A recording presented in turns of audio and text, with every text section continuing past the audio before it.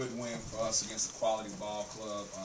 Texas A&M leads the SEC in field goal percentage defense and also scoring defense, and within the top 15 in the nation in both of those categories. So for us to score 81 points against them, and I think we shot almost 64% in the second half against them and finished over 52% overall, I think speaks well of what our team did offensively.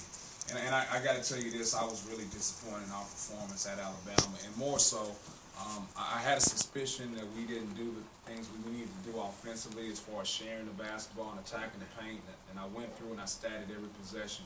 On average, in that first half against Alabama, we shot the ball with 26 seconds on the shot clock.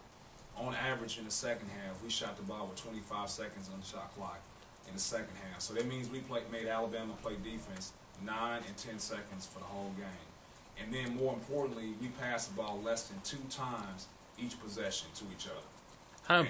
And so like for me, I was really disappointed that a team that I was coaching wasn't sharing the basketball and wasn't using the shot clock. So our guys had a directive that they couldn't shoot a 3 until the ball hit the paint, and that's the way we got to play.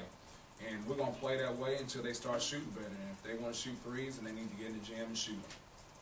How important was Fred's play? I know obviously Craig and Gavin had big games, but just Fred, the offense that he can give you in that direction. Well, first and foremost, Fred continued to play without having a lot of success shooting threes.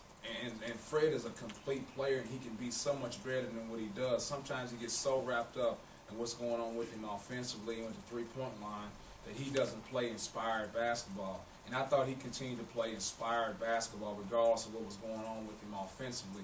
He was really good defensively. I thought he got a lot of deflections. I thought he did a great job down on Jones in the stretch. Coach Flanagan, regardless of the lineup, put Fred on Jones, and I thought he did a great job with that. But just more so than anything, just his energy.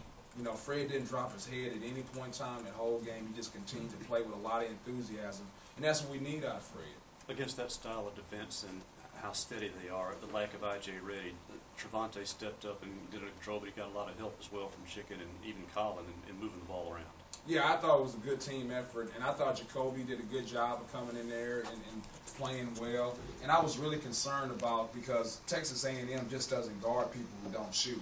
And so I thought it wasn't going to be any lanes to attack on the drives or to feed it into the post to Gavin and Raquez and our guys. So not having IJ took away from us having another guy who can make a shot. So people were going to pack it in against Trevante. So I thought Trevante did a good job of recognizing where to pass the basketball, when to attack. And then also Jacoby came in and did some good things as well, too. How happy were you to see kind of Gavin almost get aggressively demonstrative and yell at teammates that they can't outguard me, get me the ball, I want to eat? Well, he needs to be that way all the time, though, you know, and that's the key. I mean, we do a lot of things to try to get Gavin the ball, and I tell Gavin, a lot of times you're not getting the ball not because you're not working or the guy doesn't want to throw the ball to you, it's the people around you. And so it's so hard to make post feeds when people are not guarding our guys away from the basketball. But he's got to continue to work for posts and for seals, because the team is going to make a mistake if we make them make a mistake. And I think that's the big difference is we made Texas A&M make mistakes because we massaged and worked the shot clock. You know, you can play good solid defense for 9 to 10 seconds, but can you play good solid defense for 25 seconds and for 30 seconds? Because you're eventually going to have defensive breakdowns. You mentioned